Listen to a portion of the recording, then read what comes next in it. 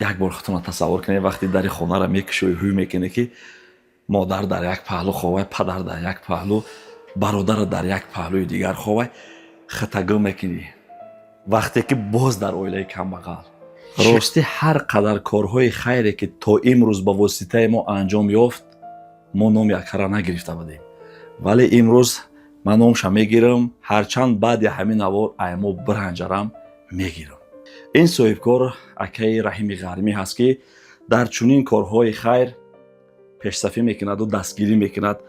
امروز این زبور اویله را ما سرجمعش را محکم میکنیم. در اینجا 200,000 سومانی از نام اکای عبدالرحیم غرمی است که 100,000 جمع شده بود. ما 300,000 سومان لازم بود. وقتی که نوار دید گفت که چند قدر مبلغی که موندگی است در اومه جون بگی بر بتشونه. این 200,000 سومان دیگر مادر دمیتیم. سبب نام اکای عبدالرحیم رو در نوار ذکر کردن تنها یک چیز است: انسانیت باید که جسمش با نامش به گور نبره. نام او باید در قلب مردم همیشه بمانه. مردم قهرمانش فراموش نمیکنه. اینقدر دستگیری ها، اینقدر آبادکاری ها، اینقدر خاکسار هست که حتی نمیخواهد نامش گپ زنیم. مقصد اکای عبدالرحیم کمک کردن است، شهرت به دست آوردن نیست. من همین دارم اکای عبدالرحیم غرمی خدا برکت شمتا، عمری دراز شمتا، دولت چون ایده زیاده کنه. خلق تاجیک صاحب کار محترم هزار رحمت خدا میگم که امروز در بری ما بودین با دستگیری همه شما امروز بیمارای ما را یاردم کردیم. ای شما ای زمین تاسمات مینا دارم خدا برکتم بده. دیگر صاحبکارا هم بیدار شدن بگیرد. خدا را شکر صاحبکارای وطنی ما خیلی زیاد هستند، خیلی سهمگزار هستند در کارهای خیریوی، در آبادکاری های کشور و بگذار بازم زیاد شود. من میدونم که میلیون ها صاحبکار داریم. قلب اونها را بیدار کردن است یکی از سبب های انا همین نام را ذکر کردن ما. زیرا نیکی و احسان جامعه را آباد میسازد، دلها را با هم میپیوندد، با اویله های نیازمند، اویله هایی که ناامید شدگی است دوباره امید میبخشد. و امید دارم که دل هزارها نفر دیگر را تشویق میکند به آن همین کارهای خیریوی.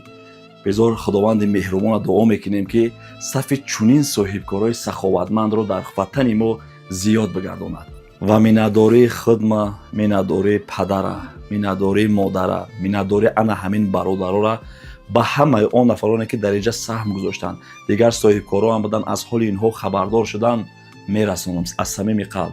اینا ببینید که در یک جایگی ما سبب میشویم که یک عائله نجات مییابد. دوباره امید به همه عائله میبخشیم. بیاین دوستانی عزیز، همیشه هم که سرجم باشیم، در پهلوی همدیگر باشیم، در پهلوی شرمردا و مادرها و پدرای همین وطن و ملت خودمان باشیم. ما انشاءالله هیچ وقت محتاج به هیچ کس نمیشویم. ببینید که یک عائله ورزشگر، پرچمبردار کشور، فرزند آن همین مادر که بیچاره از ورزش دور شده و تلاش کرده در پهلوی پدر و مادر و آن همین برادرش بود، امروز خداوند مهربان نظر به سویش کرد و در یک مدت کوتاه تمام همین مبلغ جمع آوری شد. این ما زبوره محکم کردیم. در بری ما همین امید جان بود. من در بری ما همیشه همین خدا برکتش بده، در دولت چه زیاده کنه، عمر درازش بده. رحمت مادر جان. ما هیچ کار نکردیم مادر جان. این همین همیشه در بری ما بودیم. سلامت باشین. من فقط دست بالا میکنم برای خودت که خدا برکت. السلام علیکم برادران، خواهران. مینداری خش را با همه صاحبکاران وطنی، خصوصا با اکای رحیم جان مینداری خش را بیان میکنم. اکا جان هزار رحمت برای دستگیریاتون و صاحبکارای وطنی همشون میندارم. همین مشکلی ما را برطرف کردین. 100,000 باشکانه شما هستین در بری ما. سربلند باشین، فقط همه وقت خانه آباد باشین. اکا رحیم جان رحمت کلام برای دستگیریاتون. چقدر درد است، چقدر مشکل است. خداوند هیچ این گونه مصیبت به سر هیچ عائله تاجیک نآورد. خداوند ببینید که بازم همین قدر باز یک امید هم باشد، کوچکترین هم که باشد، در دل همین عائله ما و شما سبب شدیم و درآمد. ما امید دارم نفرایی که در اینجا خیر کردن، نفرایی که در همینجا لایک هم گذاشتن یا پدلیست کردن، همه شما در همین خیر خوش شده هستین، سببگار شدین این همین امروز این اویله همین یک ذره هم که باشه از غم قرض رها یافتند. امید دارم نفرایی که در اینجا خیر کردن، نفرایی که در همینجا لایک هم گذاشتن یا پدلیست کردن، همه شما در همین خیر خوش شده هستین، سببگار شدین این همین امروز این اویله همین یک ذره هم که باشه از غم قرض رها یافتند. اکثریت مردم شاید اون نوار گذشته ما را ندیده باشند. بار دیگر خاطررسان میکنم که این فرزند عزیز جگر خچ یک قسمش گرفته در پدر دادن، چون که پدر جگرشون تمام شدگی بود، مادر نه جراحی شدگی بود، دیگر فرزندشون هم جراحی شدگی هسته. در یک عائله 4 تا بیمار بود.